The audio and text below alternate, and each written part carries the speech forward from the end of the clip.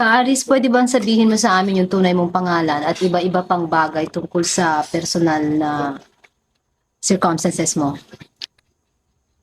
Ako si Eddie Borromeo. Taga roon ako sa Barangay Baanan, Magdalena, Laguna.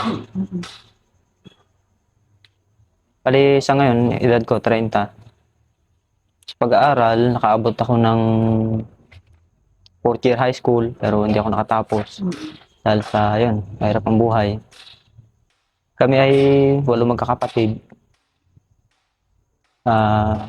Yung isa namatay na at yung bali sa magkakapatid, 4 kami naging NPA. Bali natitira na lang sa amin sa nanay namin. 3 na lang sila. Yung isa first year high school, yung dalawa magkasabay na naging grade 4. Wala na rin kaming ama. Patay na rin. Bali yung namatay na tatay ko at saka kapatid ko, pinatay yung Sino pumatay? Bali pinatay ng NPA. Mga 1983. Yun.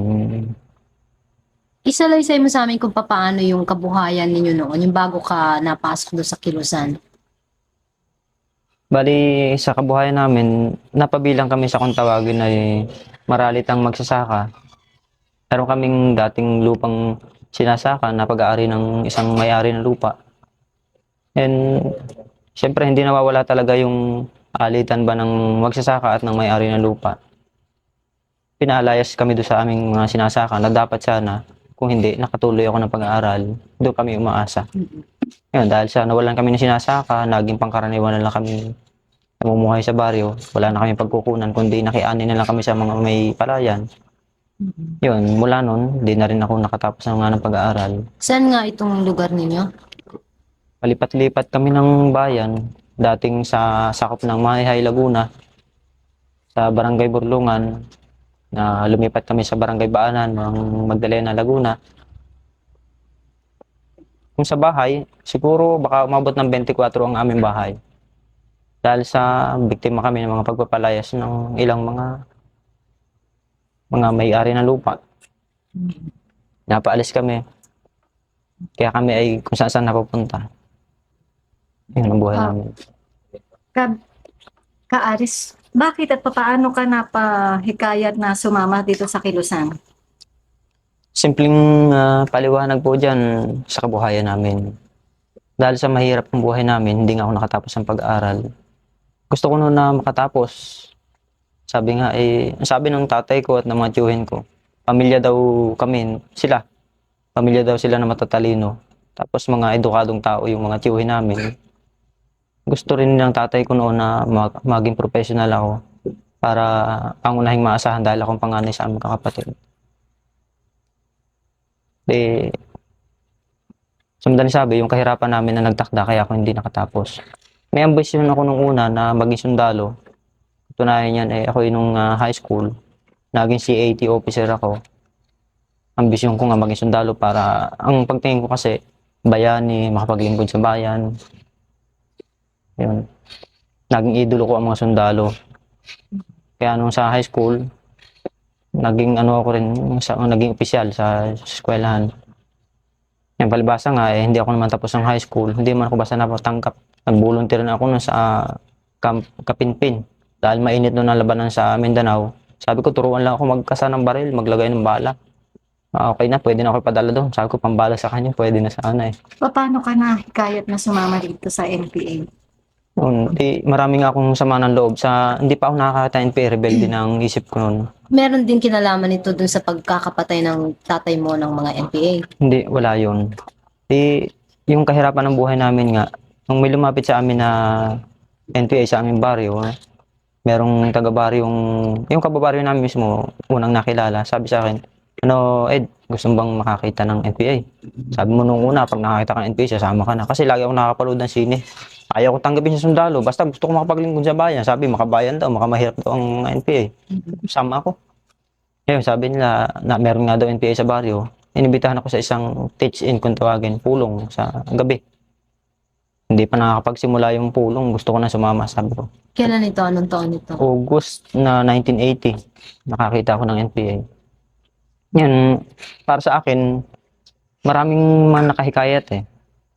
Yung pakikitungo nila sa amin, yung pakikitungo nila sa isa't isa, kakaiba sa mga buhay standby, kakaiba sa buhay ng mga sibilyan, yung pag-uusap nila at pananalita nila. Na gusto ko, yung seryosohang usapan, wala akong narinig na ganun.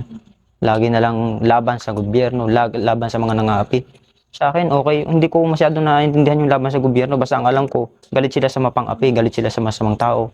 Galit din ako sa ganun dahil sa aming baryo, nilaganap ng nakawan, kilala ko ang mga magnanakaw, wala naman akong magawa. Ako, oo, sama ako dyan. Madaling sabi, nakuha ka agad yun, hindi mahirap para sa akin, nakumbinse. Lumipas ang 2 buwan, yun, binigyan nila ako ng trabaho sa baryo bilang kabataan na organizer. Sabi nila kung talagang gusto kong mag-NPA, mag-recruit muna ako sa grupo. Yung aking mga kaibigan, hikayatin ko huwag magsugal, huwag mag-tambay, huwag mag-away-away. Pinapangaralan ko sila dahil ako medyo painom-inom din sa baryo namin. Kasama ko sa ilang sugal. Nahikayat ko sila. Tapos nakilala ako doon bilang team leader ng kabataan na binuo ng NPA. Hanggang sa nag-NPA ako, meron yung buong grupo na yun, naiwanan sa aming baryo. Kinilala nila akong leader dahil ako ang nag-organisa sa kanila. Tapos dati akong loko ng content, painom-inom nga sa baryo, nakakatulog sa kalsada, sa gitna. Dahil rebelde na nga, walang direksyon sa tingin kong buhay. Nung nagbago ako, nung pumupunta ako sa baryo, dahil ako NPA na, iba ng pagtingin nila sa akin. Ibig sabihin, parang may pagsaludo na dahil nagbagong buhay na ako. Mataas ang pagtingin ko sa NPA noon, sila mataas din ang pagtingin nila sa akin. Madali sabi, yun, nakumbinsi ako na mag-NPA. Formal akong naging miyembro October 1980. Member na ako ng NPA. Na naging member naman ako ng CPP February 1981. Mula na ako maging kasapi ng CPP, nabigyan ako ng tungkulin noon. Pinagbatayan nila ang aking background sa eskwelahan. Naging CAT officer ako. Tapos may kakayahan akong mag-propaganda at mag-organisa ng mga bataan. Binuunla ako sa isang pangkat, o kung tawagin na isang datahang pangkat pang propaganda. Armado kami ng pistola. 3 kami. Binigyan kami ng 3 baryo. Expansion namin 5 baryo. Lahat-lahat hanggat maaari, huwag bababa ng 10 baryo ang aming teritoryo. Samantala, ang dami militar. Kami parang mga bata naglalaro lang. Tago-tago kami sa konting gubat. Kahit na dumadaan ng mga sundalo, nandun lang kami sa ilalim ng punong saging, may taklob kami mga dahon ng tuyong saging. Yan. So, anong teritoryong binigay sa'yo? Yan, sa parte ng Magdalena, ilang barangay sa Magdalena. Bukod pa rito sa unang tungkulin mo sa CPP, ano pa ang mga hinawakan mong tungkulin? Palipat-lipat po ako noon ng grupo na nasaniban. 1981, naging sa pangkat ng Falcon, kung tawagin. Hanggang bahagi 1982, napaloob ako sa pangkat kadre. Kami ay 5 katao na puro kadre iyon. Ibig sabihin ng kadre, mga kasapi ng partido. Kandidatong kasapi, alam niyo po ba yun? Kandidatong kasapi at ganap na kasapi. Basta kasapi ka ng partido, alam mo ang patakaran, layunin ng CPP. At ano ang programa ng CPP sa kabuuan. Kaya kami, nakakapag-disperse kami ng 2 tao sa isang barangay, 2 tao sa isang barangay. Isang linggo, nakikita-kita kami, nag-a-assess kami ng mga trabaho. Yun. So, ano pa? Bukod doon? Pagkatapos noon, naging vice squad leader kami. Ako, dahil hindi nakakayanin ng pangkat lamang, 3-4 katao, kailangan bumuo ng isang squad o sandatahang unit pang propaganda na may kakayahan na lumaban sa tropa ng military kahit na 20 o 50. Ibig sabihin, armado yun ng 2 automatic na armas, yung Armalite, kay carbine. Yun. Katapos na hanggang 1984. 1984 hanggang 85, ako ay naging squad leader ng SYP. Destino kami ng Liliw, Magdalena, hanggang Mahihay, yung 3 bayan na yun. Doon ako nag-squad leader. Na dahil sa ako'y sawanan, mula 1980 hanggang 1985, sawan ako sa organizing at propaganda. Sabi ko, gusto ko naman makakaranas ng gera, yung labanan. Kasi sinasabi nila na maganda raw sa fighting unit. Kinukwento nila yung mga exposure race na mga galing din sa Laguna, pinadala ng Bicol. Kinukwento nila yung 100 NPA, nagtitraining. Parang sa akin, hindi ko pa nakikita yun, hindi ko pa naranasan ganun. Mga ambush daw. Nagpa-transfer ako sa fighting unit sa Laguna, Quezon. Kung tawagin ay Unit Eric. Randy dati. 14 katao yun. Dahil ako'y squad leader sa SYP, automatic ko yun. Pag itinaas ka ng regular na unit o fighting unit, Vice squad leader ako doon. YCO. Parang pangalawang provincial commander, ganoon. Hanggang sa yung fighting unit na yun, 1986, nabuo yan, lumaki na lumaki. Hanggang 87, naging platoon. Naging vice CO pa rin ako noon, vice provincial command. Tapos 1987 to 88, naging second vice dahil naging company size yun, 60 katao na tatlong komando kasi laging bumubuo dyan eh. Lagi sa komanda, yung CO, vice CO, second vice CO.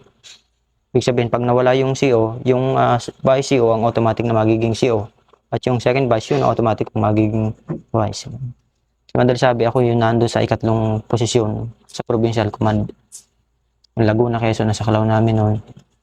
Buhat baka Aris nung ikaw ay unang sumapi dyan sa inyong kilusan hanggang dumating yung panahon na ikaw ay tumiwalag. Nagkaroon ka ba ng pagkakataong mapasama sa mga rally, demonstrasyon? Nung bago ako napasama, nakakarinig ako ng mga rally demonstrasyon. Gusto kong sumama pero hindi kami nakakasama. Dahil mainit na kaagad ang pangalan namin. Wanted na kaagad kami. Ako, pinag-initan na kaagad ako sa aming bayan, sa Magdalena. Napasama ako noong 1980 to 84. Meron dong sa Magdalena, merong kinilalang limang pinakang wanted na tao. Nakasama ako ni Tirso Alcantara sa wanted. Merong mga papel na ganyan na may kanya-kanya kami litrato tapos may presyo na nakapatsi sa mga pader. Kaya hindi ako makalabas. 1983, minsan pala ako nakasama sa rally sa San Pablo City. Yung boycott noon eh, yung masama matandaan yung basta nakasama ko doon, iba ang pakaramdam. Lalo nakakataas ng moral dahil nakikita mo maraming kasama ka pala doon. Basta nakataas ang kamay ng buo, ibig sabihin kasama mo yun. Yung mga nag-i-slogan na ganyan, nakataas ang kamay, mga kasama mo yun sa paniniwala. Hindi ba, merong ganyan naman, merong ganyan. Yun yung mga magkakaibang organisasyon. Kaya pag buo ang kamao, leftist pala yun. Ang ibig mong sabihin ka, Aris, yan sa iyong sinasabing demonstrasyon na nasamahan mo, ay mayroon din kayong mga kasamahan na nandoon din dun sa rally demonstrasyon na yun? Karaniwan na mga namumuno dyan, mga nasa district o kaya nasa region level. Yung ganon ang antas. Dahil hindi po pwede i-control yan ng isang pangkaraniwang aktivista ang mga libu-libong tao. Ang ibig mong sabihin ka, Aris, ang inyong kilusan ang nagkokontrol niyang mga rally niyan? Pinapatunayan ko yun. Dahil ang lahat ng organisasyong makakaliwa o mga leftist ay kung wala mang NPA doon, mas malamang naman kasi walang NPA. Pero kasapi ng Partido Komunista, meron. Yung mga labor unions, mga labor leaders na mga makakaliwa, karaniwan dyan ay mga kasapi ng Partido Komunista. Maaari bang sabihin mo sa amin ka, Aris, kung tungkol sa yung rally demonstrasyon na yan, mga ano-anong organisasyon ang mga namamahala riyan? Pwede sigurong pangkalahatan, hindi ko masyadong maimemorya, mahina rin memorya ko sa mga organisasyon. No? Basta ang alam ko, pangkalahatang mga makakaliwa, di siguro alam nyo naman yung mga leftist na mga organisasyon. No? Basta sa organisasyon na yan, itong mga kumakabig sa kaliwa, pinamumunuan ito basta ng partido. Doon sa sinasabi mong rally na napasama ka, pwede bang masabi mo sa amin kung anong organisasyon yung namamahala niyang rally niya? Hindi ko... Kung sa ano yung demonstrasyon niya? Basta yung pangkalahatan ng patunguhan yan, ang rally demonstrasyon na yan ay sinasakyan lamang na issue ng CPP para masanay ang mga tao bilang mamumuno sa legal. Sinasanay. Ang mass movement ay isang salaan, sanayan o balan ng kadre. Ibig sabihin, kung sino mga mas leader dyan, na mahusay talaga mandebate, mahusay magpropaganda, mahusay mag-ahitasyon, na mawawanted na siya, hinahabol na siya ng military, winawanted na. Namumundok na yon, automatiko. Kaya ang pakinabang, ang ugnayan ng parlamentaryong pakikibaka o yung nasa legal, ano po, at saka yung armadong pakikibaka ay mahigpit ang pagtutulungan yan. Ang lahat ng nasa legal na organisasyon, na yung makakaliwa, na nawawanted na mga aktivista, yun ang nagiging kadre sa bundok. Kaya hindi po pwedeng walang kaugnayan yun. Kaya nga sabi ng ang paninindigan ng CPP, legal na pakikibaka sa kalunsuran at armadong pakikibaka sa kanayunan o sa kabundukan. Habang bumibira sa kabundukan, ang mga armado, naglulunsad naman ng rally demonstrasyon sa kabayanan o kalunsuran. Yan ang ibig niya sabihin doon. Ano naman, Kaaris, yung mga issue na sinisigaw nila diyan sa mga demonstrasyon na yan? Pangkalahatang issue na dyan, kung anti-imperialista, maraming dala dyan eh. Lahat ng sektor, kahit na rightist yan, kahit na yan yung Marcos, loyalist, KSU, ano pa mga organisasyon yan, basta anti-imperialista halimbawa ang issue, galit ka sa mga pagsasamantalang mga dayuhan dito, galit ka sa taas ng presyo ng bilihin, nakikisa kayo dyan ang CPP. Isa yun sa issue. Lahat ng organisasyon na, check naman, lahat yun dala. Maski yung mga nasa gobyerno, dala eh. Kaya sa mga rally demonstrasyon, ipakikitang ganyan kalakas na ang na-influensyahan din ng CPP. Ginagamit din yon ng CPP yung ganong propaganda sa ibang bansa, sa mga alliance work, kung tawagin, yung pakikipag-alyado ng National Democratic Front. Makikita na ito, ang dami na naorganisa ang mga nasa parlamentaryong pakikibaka o sa legal. Kaya kailangan suportan ng ibang bansa, yung mga libo-libong tulong, kung ano pa man tulong. Pinakikita na ito ang pagsasakripisyo ng mga nasa kilusan. Kaaris, bukod dun sa sinasabi mo pakikisakay, no, ng CPP sa mga organisasyon, sa mga isyong ito, pumapasok din ba kayo sa mga organisasyong ito o sa mga sektor na ito? Pangkalahatan ng katangian ng CPP, kailangan, ang prinsipyo dito, kailangan lahat ng organisasyon, legal, kahit na yan hawak ng gobyerno, ay pasukin. Anong mga sektor ang pinasok niyo na o sinigap pasukin? Pwede At siguro. papaano? Pwede siguro pangkalahatan pa rin masasabi ko dito dahil masasabi ko sa inyo, ako'y kumilos ng 8 taon sa bundok eh. Basta ang alam ko yung ugnayan niyan sa legal, ano po. Hindi ko masabi kung aling organisasyon na, ano. Basta ang mga nasa religious sector, ano po, alam naman natin yung mga nasa simbahan. Napasok niyo na yun? Paano ang ginawa? Hindi ko mapapatunayan kung aling mga institusyon nyo, no? Pero basta ang alam ko, may direktang ugnayan niyan sa mga taong simbahan.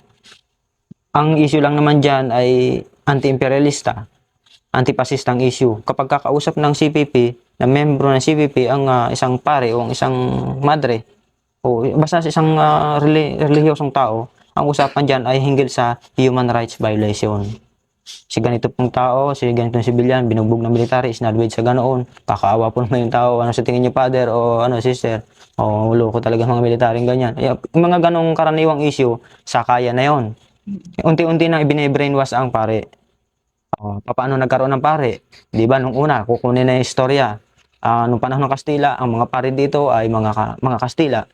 Ngayon, ang mga paring Pilipino nung una, pinagpapatay. Ibig sabihin, kontrolado ng paring Kastila ang mga paring Pilipino. Kaya sa ngayon ay kontrolado pa rin yan, kasi ganyan paliwanag. Hanggang sa unti-unti na, nagre-rebelde na rin ng pare. Kaya hindi katanga-tanga may nagre-rebelde ng pare. Kasi nabe-brainwash ng CPP. Hanggang sa pare siya, pero hindi na naniniwala na sa Diyos. Meron ng ganoon. Ang sektor ng paggawa o ang labor sector, paano naman ang ginagawa ng sistema? Karaniwan dyan, di po ba may mga union? Meron sinasabi ang mga organizer na dilawan, meron pulahan. Kapag pulahan, ito yung sa kontrol ng CPP. Ang mga organizer dyan, mga propagandista riyan ay miyembro ng CPP. Kapag ang isang pagawaan ay walang union, sisikapin magtayo. At ang inaalpasan doon, kadre. Isinasakripisyo yung kanyang pamilya, iwanan yun. Bibigyan siya ng CPP ng isang lugar, ng isang pwestong matitirahan, at saka lahat ng mga contacts na merong mga legal na mga ayaayos para maging isang manggagawa siya doon. Katapos, magpupropaganda siya, mga legal na mga propaganda na hindi siya mahalata. Karaniwan yun. Mayroong mga ahitador. Yung mga inaapi talaga yung, hindi ba, may mga division yun, may mga departamento yun. Anong issue dito sa departamento na ito? Ito. Sa tingin nyo ba, magpupropaganda na yan doon? Habang sa unti-unti, yung mga nakikita na mamatitino o yung mga progresibo, ibig sabihin yung mga masigasig, pinag-aaralan yun. Kung sino i-recommenda. Tapos i-check yung background niya. Kung okay, iimbitahin siya sa lihim na pulong o teach-in. Padadalhin sa isang beach o kung saan mang lugar. Makita mo, orientation na yun sa partido. KOP. Kursong orientasyon sa partido. Pasusumpain na siya sa BKP. Yun. Batayang kursong pampartido. Hanggang sa maging kasapi na siya ng Partidong Komunista. Pagpasok niya doon, iba ang pananaw niya. Kapag siguro mukha sa inyo, kung hindi niyo pa kabisado ang BKP, pwede kayong magsaliksik doon sa libro na yun. Pag yun ay binasa niyo, pag nabasa yun ng isang unionista o ng isang nag-aaral sa sitwasyon ng bansa, mabilis makapanghikayat yun. Ibig sabihin, kung magtatakda ka siyempre ng layunin, baka ikaw mamulat nun eh. Mabirinwas ka ng babasahin mo. No? Yung BKP, Batayang Kursong Pampartido.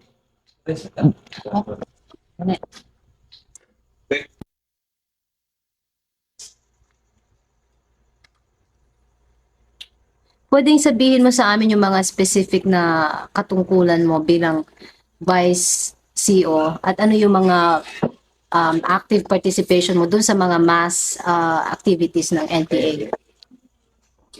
Katulad nung nabanggit na kanina, pwede magdetalye na lang tayo sa mga military operations. Mm-mm. Sa military operation, 1982, buwan siguro ng February yun, isa ako sa napili na maglikwida o pumatay dun sa isang PC informer na ang kaso naman sa NPA, sa amin mismo, naitip kami nun eh. Sa isang bahay na tinitigilan namin, na-expose kami at ang aming pinagdudahan nun yung babae na may gusto doon sa isang kasama ko. Ngayon, hindi naman ginusto dahil may patakarang sinusunod kami. Napahiya yung babae, nagsumbong sa PC. Tapos, pinutukan yung aming bahay na tinutuluyan hanggang sa kami umalis. Noon, nung mapag-aralan namin kung sino-sino na maaaring nagpahamak, isa yun, yung babae na yun na lumabas. Kaya nung mga 10 days ang makalipas noon, 10 araw, isa ako sa napili na mag-Sparrow at ipina-Sparrow sa akin yun. Ako nag-lead dun sa Sparrow. Yun, sa masabing kung mabuting bang nangyari o masamang nangyari.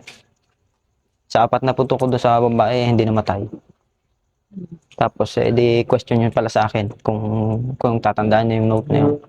Tapos, dun sa sumunod naman, 1984, nag-Sparrow kami sa Mahihay, Laguna, sa piyestahan noon. Hindi ko lang matandaan kung anong petsa yun eh.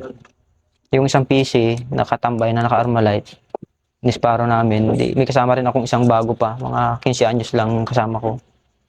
Ni-Sparrow namin, nakaagaw kami ng Armalite. Hindi ko nadala yung ammo pouch o yung bala. Basta naagaw lang namin Armalite. Basta nabaril ko siya, kuha ko yung baril. Tagumpay din yun. Yung isa, para noon sa isang barangay captain na recruiter ng CHDF noon. Dahil sama-samang ugali yung sa baryo, yung mga tao ba na walang makakain, sasabihin, sige, punta ka sa bahay, kumuha ka ng kalating sakong bigas. Tapos, kapag may nakita ka ng NPA, sumbong mo sa akin. Parang kapalit na yon yung ganun. Yung Sparrow din namin yon. Yun, ako rin yung nag-lead. Ako na rin yung binigyan ng assignment noon. Bali, 3 sunod-sunod na Sparrow yung 1982-83. 1984, October 14, 1984. Nakasama ko sa raid sa munisipyo ng Liliw. Kami ay 12 kataong pumasok doon. Ang naging katungkulan ko noon ay Vice Squad Leader o Vice CO ng operasyon. Sa 12 katao, ako yung pangalawang CO. 3 kami pumasok sa loob ng munisipyo, yung iba ay mga gwardiya na sa labas. Nakuha namin yung mga armas ng munisipyo. Kalipas noon, 1986, na-encounter naman ako noon. Kasama ko yung 5 tao. 4 katao, bali 5 kami, ako ang team leader. Ang plano rin namin noon, mang-Sparrow sa bayan ng Mauban. Isang CHDF na po sa kalang ipa-Sparrow nun sa amin. Sa kasamaan palad naman, dahil kami mga nakapistol, sa dinaanan namin sa bundok, naandun pala yung Sparrow namin kasama ng military. Hindi namin alam na sa magkabila ng daan, naandun yung 2 bahay. Pagdaan namin doon, na-check kami. Yan, lumaban na kami ng barilan. Ayun, natamaan na nga ako dito. Namatay yung 2 kong kasama. Tapos may tama ako. Naiwanan ko na yung baril ko dahil pagbunod ko ng baril ko, natamaan ako dito. Yun, naiwanan ko na yung baril ko. Isa yun sa nakakasamahan ko mga kaso. Itong munisipyo ng Pagsanghan, Laguna. Kasama rin ako sa raid noon. By CO rin doon, tapos driver ng isang jeep. Yung ambush kay Captain Katapang, nakasama rin ako doon sa ambush. Siguro 24 kami kung 26 katao. Ang na-ambush namin noon ay 17. EC at saka pulis. Tagumpay din yung operasyon. Posisyon ko rin noon by CO. 1986 siguro yun. Hindi ko masyadong mga memory ang petsa. No? Tapos yung raid sa detachment ng Coast Guard sa Real, Quezon. Yan, tagumpay din yun. By CO, second by CO, pangatlo akong command doon. Dahil ang bumira noon ay platoon size noon. Kalipas yun, ang bus sa Louisiana, sa 5 pulis, namatay lang yung 2. Ngayon, isang masamang kwento rin sa akin doon. Natakot yata yung assault team para kumuha ng mga baril ng patay. Dahil natantya ko kasi baka abutin kami na reinforce ng mga tangke. Nagpresenta na ako, nag-volunteer na akong kukunin ko yung baril. Akala ko nagkakaintindihan na yung buong tropa na kasama na ang pumupunta rin sa kalsada. Ngayon, pinagbabaril ako ng mga kasamahan ko. Buti, may anting yata ako sa bala nung panahon yun. Hindi ako natamaan. Ibig sabihin, bagong gising. Nagising sila, puputukan. Akala kaaway pa rin ako. Yun, isang masamang kwento sa akin. Yung ambush din sa Louisiana noon, yung isang 6-by, isang laman, bigo yung operasyon. Yung mga labanan na sunod-sunod doon sa Batangas, kung nabalitaan nyo yun. Halos sa tuwing 10 araw na labanan sa Batangas, 1987, yung raid sa Puting Kahoy Detachment sa San Juan, PC, yun, tagumpay din doon. Posisyon pa ba sa Juan doon? Vice ako doon. Sa ambush kay Captain Adormeo sa Laia, San Juan, vice rin doon. Sama pa yata si Kabenji noon eh. Itong isa pang ambush. Raid sa Barangay Balibago Detachment sa Lian, Batangas. Kasama na rin kami doon. By CO pa rin. So yan yung mga sinasabi mo, yung mga operations nyo against sa mga military. Paano naman yung mga operations nyo against yung mga civilians, like yung mga landlords, yung mga ganun? Yung isang karanasan namin dyan sa Sariaya, yung si Maning Cuello, kilala yung landlord na taga ron sa Sariaya. Meron siyang private army, yung katawagi si HDF noon, armado yon. Dahil mga reklamo ng mga nagtatrabaho sa asyenda, ganon, na nanggigipit sa mga tao ron, nagpapautang ng kesyo, may patubo, tapos mababa ang presyo ng ibinabayad sa kanila. May utang na buhay. Nireid namin yon. Kinuha namin yung mga armas noon, nagpanggap kami military. Tapos ini-hostage, kung nabalitaan nyo, pati yung pulis na kapatid niya, si Mario Cuello. Tinala namin sa bundok. Tapos tawag natin, press release ba? Pinalaya basta siya na merong media. Yun. Pinalaya yun nun. Patakaran kasi sa mga Panginoong may lupa o yung landlord na po sakala may utang na buhay na, pinapatay na yun. Palibhasa ay hangad ng CPP, NPA na makapagpropaganda, manalo sa propaganda, pinalaya pa rin. Dahil middle forces na ang kinabibilangan niya. Pinalaya pa rin. Anong, diba sabi mo naging miyembro ka nung liquidation squad? Ano naman yung mga nagiging basehan para mag-liquidate itong taong ito? Karaniwan na yung mga reklamo ng taga-baryo. Sinasabi na si ganito ay informer. Tapos may mga kaugnayan sa military. Nakita sa detachment, nakita sa munisipyo, kausap ng military, yung police. Yung mga ganong kaso, pinagbabatayan na. Nire-recommenda yung mga palilipasin 1 buwan, 2 buwan. Mamaya, bababa yung approve ng nakatataas doon. Sige, isparuhin yan. Minsan, wala pang approve, binabanatan na lang namin. Dahil sa galit kami. Dahil kami, dadalawa, tatatlo. Hinahanap kami ng daming sundalo. Ang suspetya namin, tuturo kami ng mga madaldal doon. Dukutin namin minsan sa bahay, barilin namin sa bahay. Yan, sa tingin ko noon, makatarungan dahil ako'y nandoon. Nagpapahamak sila eh. Pero kung isi-shortcut natin doon sa bakit ako nabihag ng NPA, para sa akin mukhang hindi makatarungan yung ginawa namin noon dahil hindi rin makatarungan ang ginagawa rin sa amin. Parang gano'n sa maikling kwento. So, sa bali sa pagka tinagal-tagal mo bilang miyembro nga nung NPA, ano naman na nagtulak sa'yo para magbalik loob sa pamahalaan? Bali, naaresto ka. Siguro ikwento mo sa amin yung mga circumstances bago mo naisipan na sumuko. Nung tumitindi ng excuse, yung LIC, Ano yun? low intensity conflict na yan, mga issue na yun, ang kalahatan lang pagkaunawa ko doon, ibig sabihin yung pakikialam ng US sa Pilipinas. Tapos nagpahayag si Mrs. President Cory Aquino excuse, na todo-todong giyera, total war. Oo. Sinagot yan ng CPP-NPA sa buong bansa. Kung giyera din lamang dineklara ng Pangulo, giyera din ang ating isasagot.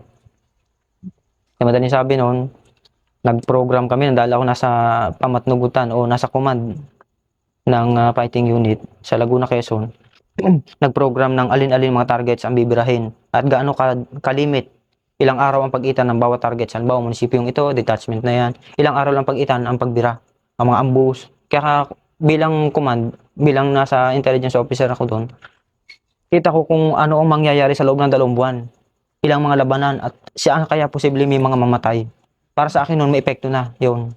Dahil alam ko na kung saan Alam ko ang katangian ng mga detachment at saka mga munisipyo, mga ambush sites. Sa kaya posibleng may mamamatay. Ilang kaya posibleng mamatay sa bawat labanan. Tinatantya na yon sa programming. Sa ganitong labanan, pwedeng mamatay 3. Dito sa lugar na ito, pwedeng 2. Kaya doon na namin yun kung ilan ang mamamatay. Kaya alam namin kung saan pupwesto bilang CO. Alam namin kung saan ligtas, alam namin kung saan mapanganib. Para sa akin, may demoralisasyon yun. Yun, isa yun sa nakakonvince, parang nakapagpabuhay sa paninindigan ko.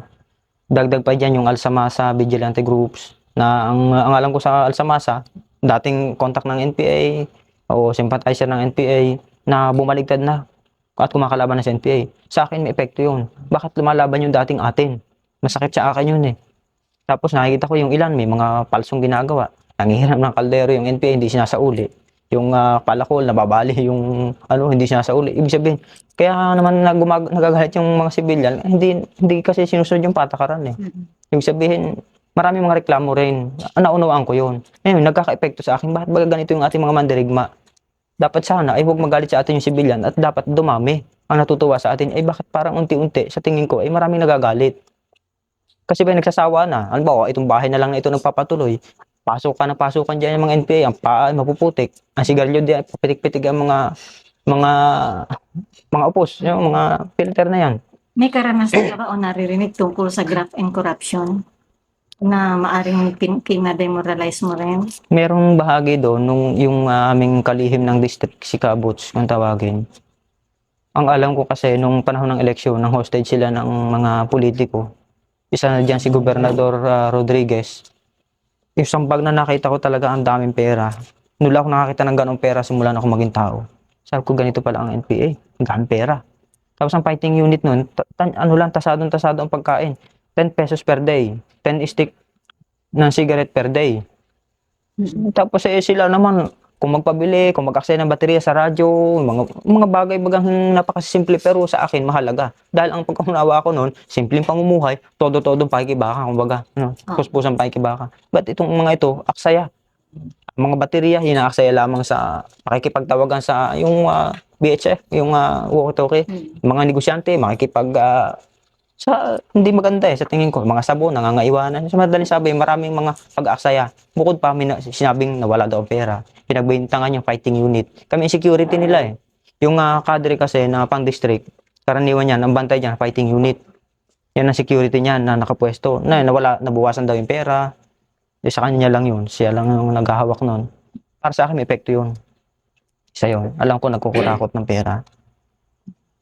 Yun. Isa.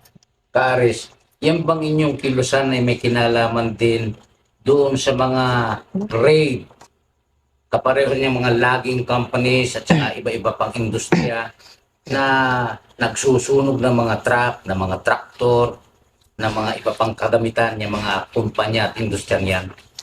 Ang kalahatan ho ay sasabihin ko sa inyong may kaugnayan ng NPA dyan.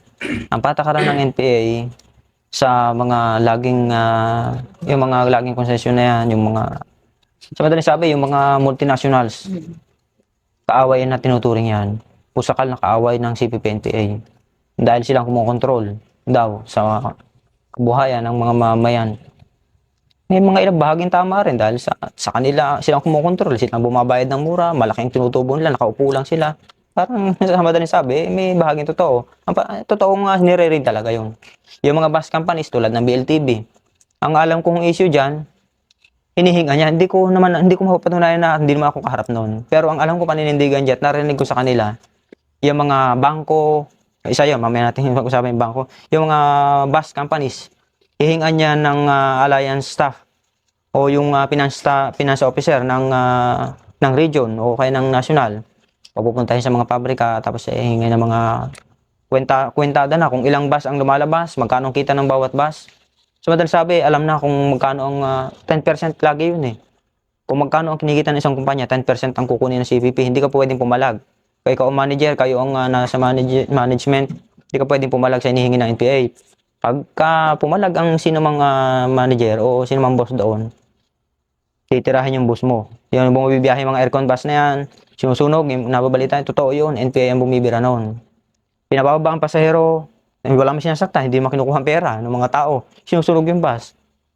Ngayon, sa hindi nakakaunawa, salbahin mga NPA nito, sinasakyan namin, nabala pa kami, ano. Pero yun ay political na usapin.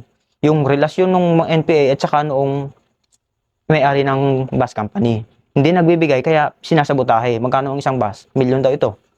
No. Ngayon, yun ay warning. Kapag hindi nagbigay, isa pang aircon bus. Ngayon, nabalitan sunod-sunod na sinusunog. Isa yun, totoo yun. Sa isang organisasyon at kilusan ka, Aris, natural lang yang siyempre nananalapi para ikabubuhay ng organisasyon. Ano naman ang masasabi mo, ka, Aris, dyan sa sinasabing forced taxation ng NPA, yung buwis, pangunguha ng buwis sa mga tao? Totoo ho yun na nanghihingi ng buwis.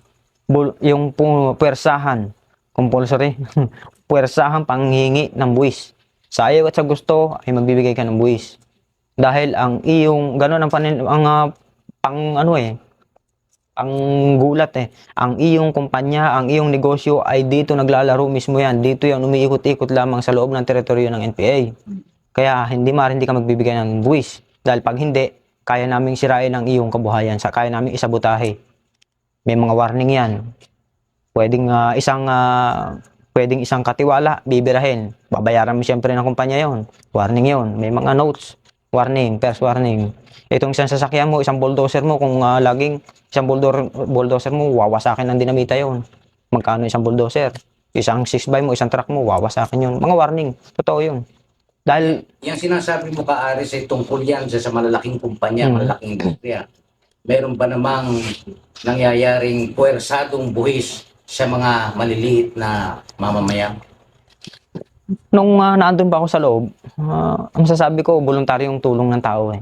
Kasi ako isa sa sumusulat din sa mga tao. Kaya ito po ang problema ng unit namin, galing po kami sa labanan, nawala po ang tsinelas namin, kami po walang makain dito, kung pwede ko sana makahingi. May dadating, may tsinelas, may pagkain, may sabon, may sigarilyo. Voluntaryong tulong ang tingin ko noon. Pero kung sa ngayon, napapag-aralan ko, kung pag-aaralan natin, hindi voluntaryo. Dahil kung hindi ka sumusulat, walang nagbibigay. Kung yung voluntaryong may kakategorya, dapat sana'y tahimik lang NPA dyan, nagpo-propaganda, may dumadating. Ito, sa inyo na lang to. Pagtiyagaan nyo na lang to. Kahit sinong tao dumadating, sana nagbo-voluntaryo nagbibigay. Dahil may NPA na kailangang bigyan ng tulong. Ibig sabihin, sa tingin ko, hindi voluntaryo. Kaya, ang lumalabas yan, simula sa maliliit na mga pangkaraniwang sibilyan na kumikita ng pangkaraniwan, ay voluntaryong hinihingan. Partikular sa mga tindahang maliliit, totoo yun. Noon, dinedepensa ko yun. Hindi naman namimilit ang NPA na manghingi sa maliliit na tindahan sa barangay. Totoo pala yun. Sabi, may tindahan ito, may tindahan ito. Kami po walang panglaban sabon, wala po kami sigarilyo, wala po kami ganito. Ilang putol na sabon ho ang kaya niyong ibigay. Kami po walang makain dito, ilang salop na bigas o ilang kilong bigas ang kaya niyang ibigay. Siyempre, nasulatan hindi magbibigay. Magbibigay siya ng kaya niya. Halimbawa, hiningan siya ng 4 putol na sabon, magbibigay lang ng 2. Compulsory pa rin pagbibigay niya yun eh. Ang ibig mong sabihin, ka, Aris, ay nagbibigay sa pamamagitan ng sulat ninyo dahil sa natatakot. Karaniwan na yun. Merong ilang mga personal na mga tulong. Halimbawa, ito'y ninakawan. Inireklamo isang magnanakaw, napatay ng NPA yun. kaibigan matalik yun ng NPA. Hindi sinusugpo mo magnanakaw. Magandang gawain yung lipulin na masama, pero yung usapin ng pagtulong, ibig sabihin personal na. Natulungan mo kasi ang isang individual, kaya kapag nakatulong ka, ano mang oras dumating ang NPA, kahit na madaling araw o ano pa mang oras, bumabagyo, hindi maaari hindi ka magbibigay ng pagkain o hindi ka maaari hindi sasama para i-guide mo sila sa gubat o kaya sa baryo. Anong masasabi mong pinakamatinding dahilan mo na nagtulak sa'yo para magbalik loob? Isa sa nagtulak sa akin dyan, yung pagtutol ko na sa karahasan. Kung babalikan yung kwento natin kanina, dati ako nasa fighting unit, 2 taon, 1986 to 1988. Sa loob ng 2 taon na yun ay may ilang ambush, siguro baka 6 na raid, 6 na ambush, ilang Sparrow na samahan ko. Tapos may ilang beses akong nasugatan ng maliliit, ibig sabihin, okay lang ako eh. Hindi naman ako napinsala. Hindi mo ako pilay. Magamat ang kamay ko, medyo balda isa, pero okay lang. Ang nakademoral sa akin doon, yung pinakamatapang namin kasama sa fighting unit, wala nang maraming usapang basta ang nakaplano ay siya ang assault sa pintuan na yan. Sa antimanong putukan, assault ka agad siya doon. Walang problema sa kanya, sabi, pinakamatapang nang nakilala ko. Nung siya'y nabalda, iniwanan sa baryo, nakalimutan na siya, dahil hindi na pwede lumakad. Mainit na siya sa military, nagtago na lang siya sa gubat, nagtago na siya sa iba't ibang bayan, hindi na nakontak ng unit. Sa akin may epekto. Paano kung ako mahirap na tao, mabalda ako, maiwanan ako sa baryo? Ay mabuti na mabuti, 1 linggo mapapakain ako ng isang sibilyan. Pero yung 1 taon, 5 taon, habang buhay ako nandun, hindi nakakayanin ng tao. Mabuti kung mayaman ako. Dahil ako maski man naka-wheelchair lang ako sa aming bahay, hindi na ako lalabas, okay lang ako mabubuhay. Kaya sa tingin ko, delikado ako pag ako nabalda. Hindi balik ko automatic ko patay ka agad. Sabi ko nga, kung itong tama ko dito sa paa tumama, wala na, naiwanan ako sa baryo. Kaya ayaw ko na mangyari yun, ayaw ko na sa labanan, isa yun, ayaw ko na. Kaya nagpa-transfer ako noon. Nagmumukha ako magpalipat sa territorial unit. Isa na sa nakademoralize sa akin yun. Yung pagdami ng alsamasa, yung vigilante na yan, itong korupsyon sa loob, yung nakawan ng pera. Tapos yung isinusubo kami sa labanan, nakikita ko, gusto sa teorya, sinasalita ng salita yung mga mga professional na mga namumuno, yung mga kadre. Galing Maynila, ito ang mga bibirahin natin, mga targets, munisipyo, detachment, ito ang mga ambush sites. Sige, ganitong buwan, 3 buwan, maglunsad kayo ng ambush, raid. Kailangang matugunan natin ang ganitong labanan na panawagan natin. Okay. Pero pagdating na aktual na isa sa yung mag-iimplementa na ng programa, di sa aktual, ang nangyayari, sa panahon ng Teka. Politics siya. sa aktual, sa pag-implementa ng programa, ay mga operasyonin, mga i-raid at mga i-ambush, mga i-Sparrow. Ang mga kadreng nagbababa sa amin ng mga misyon na yon, hindi kasali. Ibig sabihin, kami pala na mga karaniwang taga-baryo na naging miyembro ng CPP, kami ang pansubo sa labanan. Katunayan yan, meron 20 taon na sa partido, katulad ng mga founder ng CPP, katulad nila Ka Roger, ni hindi man lang nadaplisan ng bala, ni minsan lang nakapagpaputok ng baril, at hindi sanay maglinis ng kanya Armalite. Kami naman may 1 taon, 2 taon, namatay na sa NPA. Merong 1 buwan, 1 labanan lang, namatay na sa NPA. Ibig sabihin, parang, sabi naman tayo sa organisasyon ng iba paano, pansubo yung mga magsasaka, pansubo sa labanan yung mga taga-kanayunan.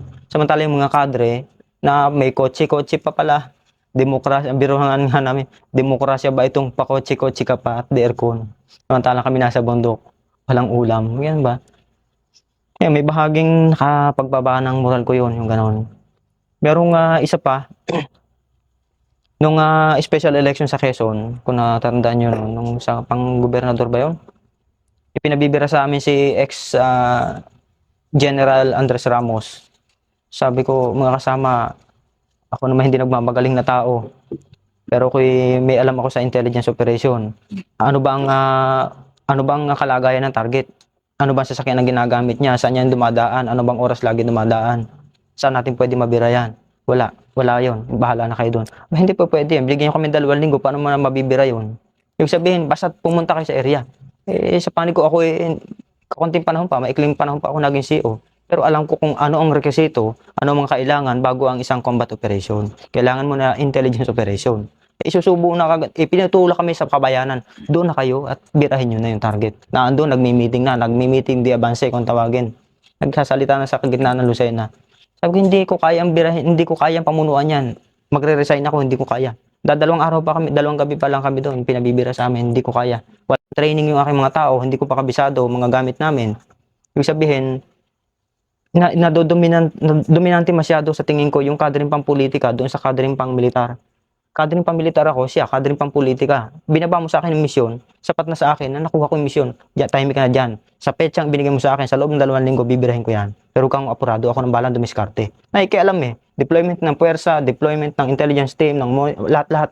Nakikialam pa. Baril na dadalhin ko, huwag ka na makailan kung pwede suntukin ko eh. Ganon yung ginagawa. Yun, nakababa ng moral ko din yun.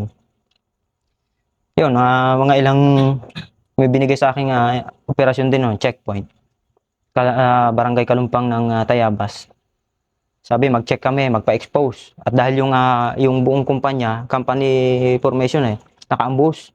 Tapos walang ibang marunong mag-drive, tapos walang ibang pwede lumabas na maghawak daw ng team. Nagdala ko na 5 tao. Nagbiyahe kami doon sa crossing sa puntang Tayabas, Sariaya, Lucena. Nagabang kami doon. Tapos nakakita kami ng pang-militaryong sasakyan, upakan namin sa daan. Tapos bumangga na yung sasakyan, matras na kami.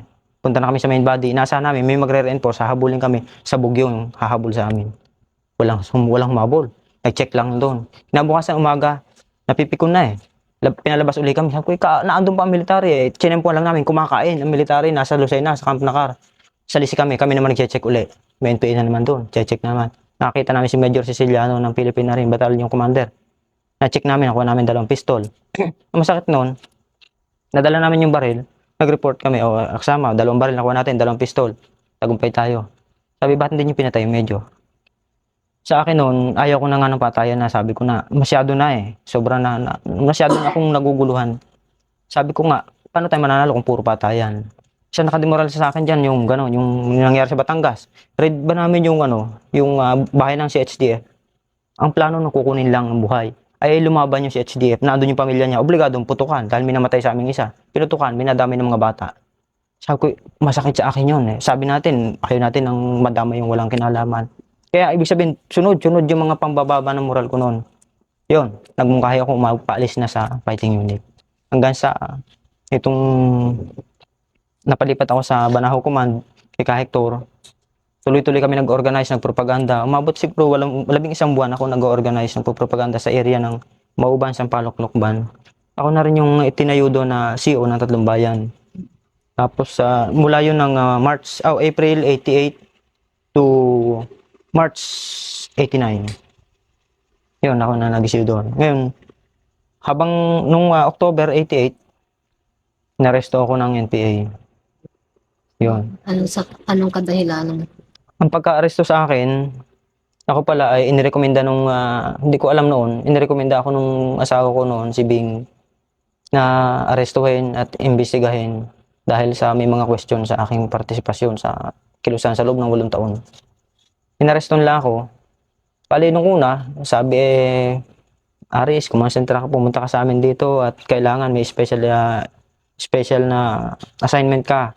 Papaloob ka sa special team na mag-aaresto sa mga DPA sa bawat unit. Okay lang sa akin. DPA pala yan Ubusin natin yung mga DPA niya. Ganun paniwala ko dahil ako talaga sa kilusan Tapos bago kayo mag-operasyon sa Laguna, Quezon para manghuli, pwede kang makipagkita sa asawa mo, yan ang sabi sa akin. Lalong okay sa akin dahil 3 buwan na kami din nagkikita. Pabor naman sa akin yon. Akala ko magkikita kami. Pagdating doon, kinadena ako. Inaresto ako nila ka Roger, nila ka Iban, yung iba pa, 3, bali 5 sila. Panimula, 1 oras kaming nag-uusap ng ganito, sinasabi nilang ako'y DPA. Kaya kung ako'y susurrender, 2, pinamili niya ako sa 2. Kung ikaw ay aamin, Aris, na ikaw ay isang DPA, hindi ka namin kakadena. Katunayan niya, marami nakakadena dyan. Hindi ka namin kakadena, hindi ka namin tutorturin, ikaw ay papalayain. Dadalhin ka sa rehabilitation center sa Samar, sa Kalinga, Apayao. Tapos kung ikaw naman hindi aamin, kakadenahan ka namin, tutorturin ka namin, tiyak na hindi ka tatagal, mamili ka sa 2.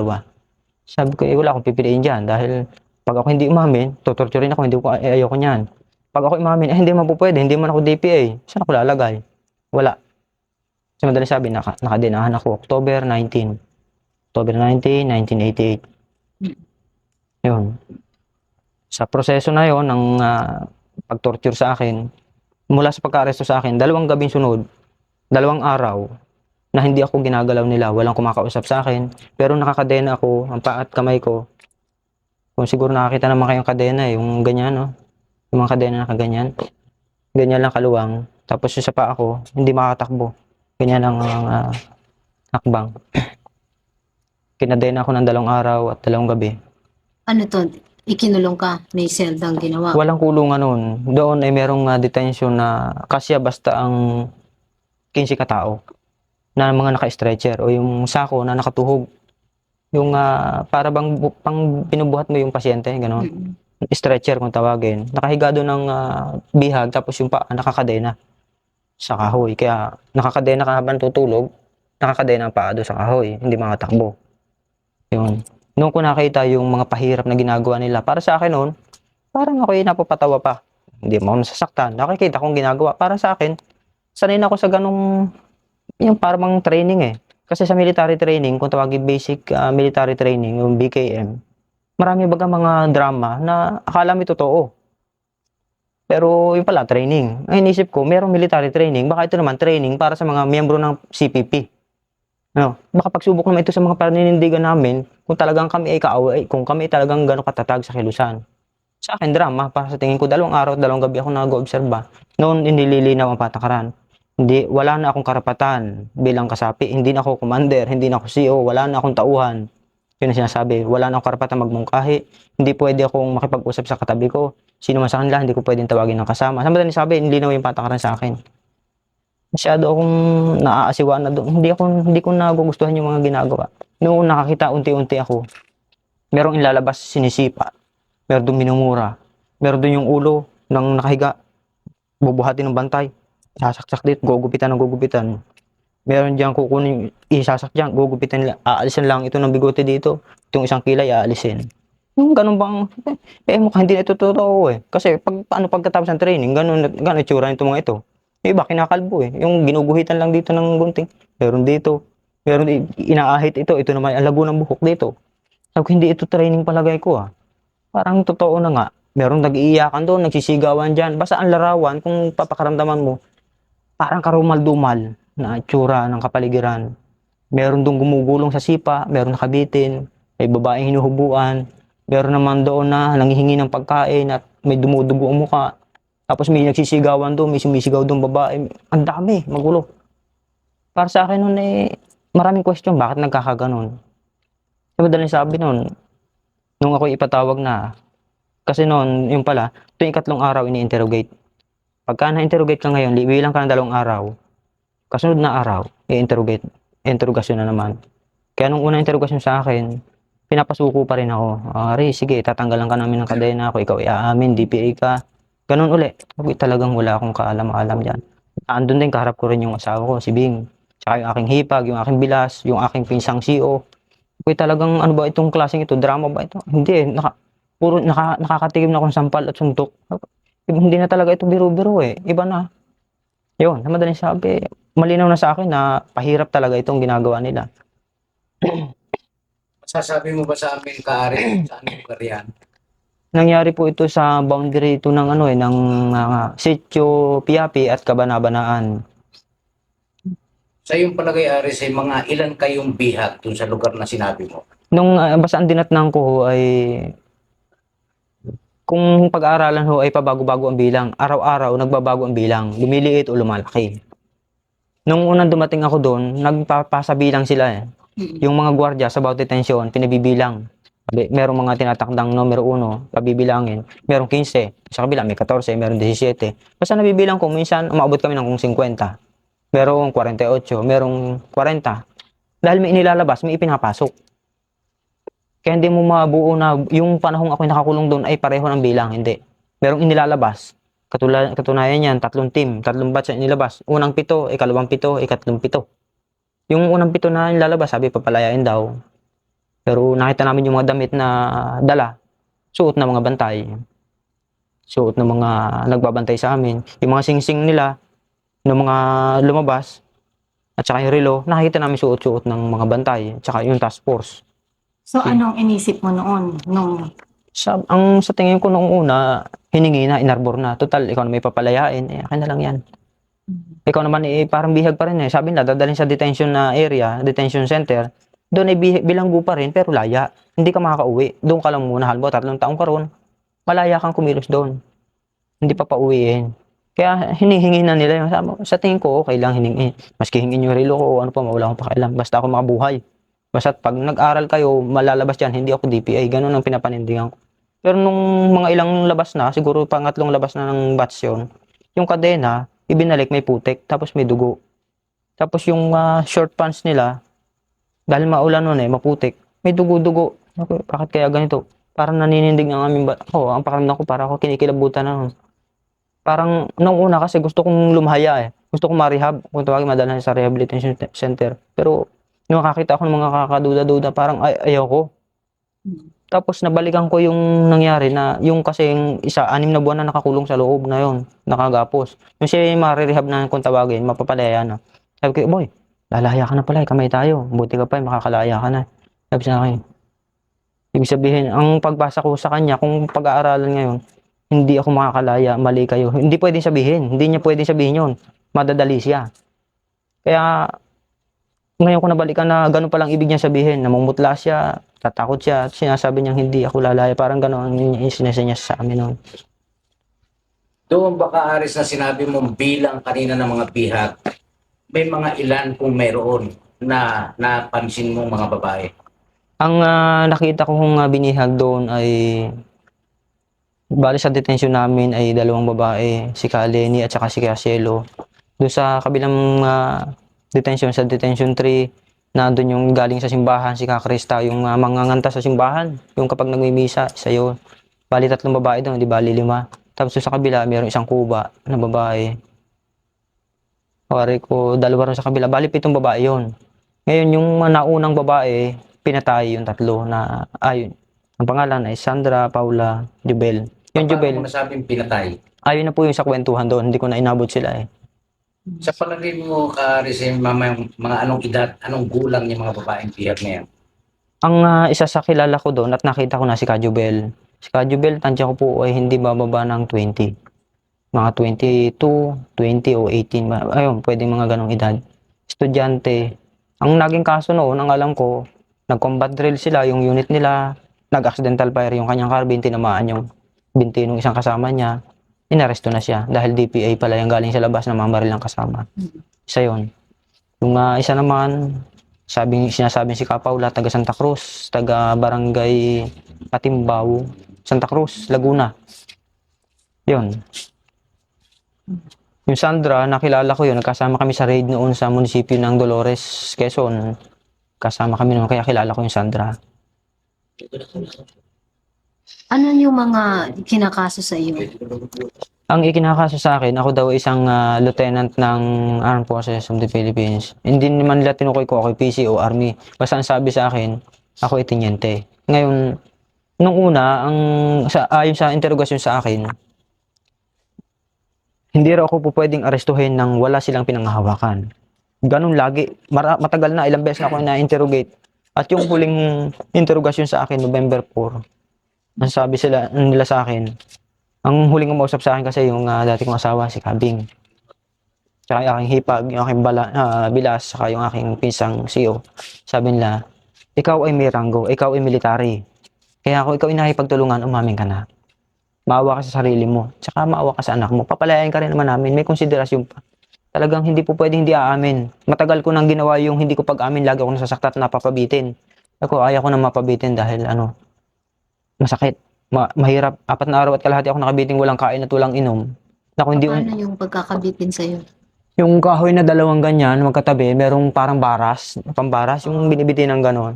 Tapos nakakadena ako dyan, yung ganyang kaluwang, tapos nakakadena pa ako. Tapos sa gitna noon, merong kadena na isinasampay dyan. Pag isinampay, hihilahin mo, halimbawa ikaw ang bantay, hihilahin mo yun, tataas akong ganon. Tapos kumbaga, kung halimbawa, nakatikdi kasi yung dulo ng paa na ganyan, yun. Tapos yan, nakaganyan. Hindi pwedeng ibabang ganun dahil mabibigti ito. Kaya madalas sabi, hindi po pwede. Yun, ganun kahirap ang bitin. Kaya sabi ko, ako ayaw ko na magpabitin. Hindi ko kaya. Dahil sa 4 na araw at kalahati ako napabitin. Pinanindigan ko nang aaminin ko na ang gusto nilang ipaamin sa akin. Ngayon, ang sabi sa akin, umamin ka na, ikaw ay militar. Kaya anong ranggo mo? Sinumbudan ko sa mababa, sabi ko, total, ganun din lang ang pinapalabas nila at ako'y masasaktan din lang. Marami na akong nakikita sinasaktan talaga at meron naman nakakalaya. Sabi nila, pinapalaya kasi, kaya nakakagulo Kung yung umaamin, pinapalaya, bakit ako hindi pa umamin? Papalayain din naman ako, ganun. Sige, amin na ako, sarhento ako. Sabi, anong ranggo mo? Sarhento. Yung totoo, sabi, ano mga ranggo ko talaga? Tenyente. Tapos sabi, sige, second, first. Nung ko lang naintindihan, bagamat ako naging CAT officer, hindi ko naintindihan na ang English sa tenyente ay lieutenant.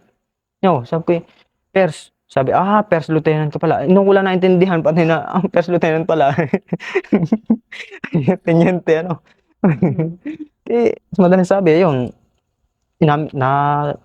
nakachamba na ako, first lieutenant ako. First Lieutenant Borromeo, Salbayan, nagkaranggo na ako. Ngayon, di aminado na ako, lieutenant ako. Ano ang serial number ko? Sabi niya, ano ang serial number mo? Sabi ko, ano nga ba ang numero? Ano bang letter ang nauuna? At ano ba sa nakalagay ang dash noon? Hindi ko alam kung ilan. Nag-isip nila ako ng sweepstake na yung numero. Sabi ko, 07132. Hindi ko naman, wala naman nag-review. Lilima yata nabanggit ko Wala naman nagulit na, bakit kulang isa? Bakit sobra na isa? Sabi ko, tama yata. Baka hindi ko alam kasi kung ayos ba yun sa edad ko. Hindi ko alam paano magkaroon ng serial number. Sabi, sige. Magkano sweldo mo? Magkano kaya sweldo ng tenyente? Okay. 1,000. Binugbog ako. Hindi. Teka muna. 2,000. Binugbog uli ako. Okay, ano kaya ang sweldo talaga ng tenyente? Okay, 4,500. Hindi ako nabugbog. Sabi, ay, nakachamba ako. First lieutenant ako, tapos yung serial number ko, tama. Ang sweldo ko, 4,500. Okay, bakit ang brief ko ang dagtaon na, butas-butas pa. Hindi nyo nasusuri, dadalawang brief ko. Ganon ko, kung papatawa ko sa sarili ko, biro ko sa sarili ko, hindi nila napag-aralan yung brief ko, ilang taon na yata yun. Yun. Hindi, sa madaling sabi, ganon. Tapos, sino ang aking na-convert? Imposible raw na sa loob ng 8 taon, wala akong na-convincing mag-DPA. So, ako talagang madadamay ang walang kasalanan. Hindi man po pwedeng hindi ako magsasabi ng pangalan dahil aminado na akong DPA ako. Nagsabi ako ng mga nakagalit ko sa loob. Yung nakakabangga kung alam ko matigas ang ulo. Sige nito, sige niya, sinabi ko na 5. Ayaw nilang pumayag. Sabi nila, kumpletuhin mo. Lahatin ko na nga yung fighting unit. Sinabi ko na. 38 yata yung sinabi ko. Naku, nang reviewin sa akin. Paano mo napatunayan isa-isa yan? Sige. Kailan mo na recruit, magkano binibigay mo? Ay, bugbog na naman ako. Yun. Hindi ko alam kung paano. Binawi ko lahat.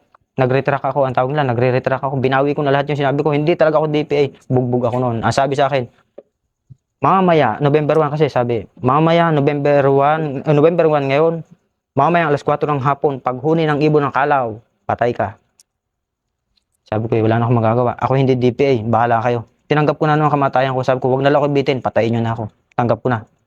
Ang tao pala, ganun pagka hindi mo tanggap ang kamatayan, masakit pero dahil handa na ako, sabi ko, hindi na masakit yun. Sabi ko, sige. Ngayon, kami 7 napapatay, November 1. Yung sa detention 2, yung sa kasama ko, kami 2. Sabi ko, Boyet, papatayin daw ako mamaya. Sabi ni Boyet, ako din. Ano kayang pakiramdam mo? Ano kayang pakiramdam mo pinapatay? Sinasaksak dito siguro. Ang sakit na. Bahala na. Wala na ito magagawa Papatay na tayo. Bumagyo ng tanghali, November 1. Naalis yung mga bubong namin, tapos hindi nakapaghukay sila. Umuni na yung kalaw sa hapon, madilim na, hindi pa kami naalisan ng kadena, hindi pa kami pinaghuhukay. Ay, buhay tayo. Tapos nakatulog kami ng magdamag. November 2 na, umaga, wala pa rin. Hindi na makapaghukay, may bagyo pa rin. November 2 tanghali, ayun, kagawa na ng sila.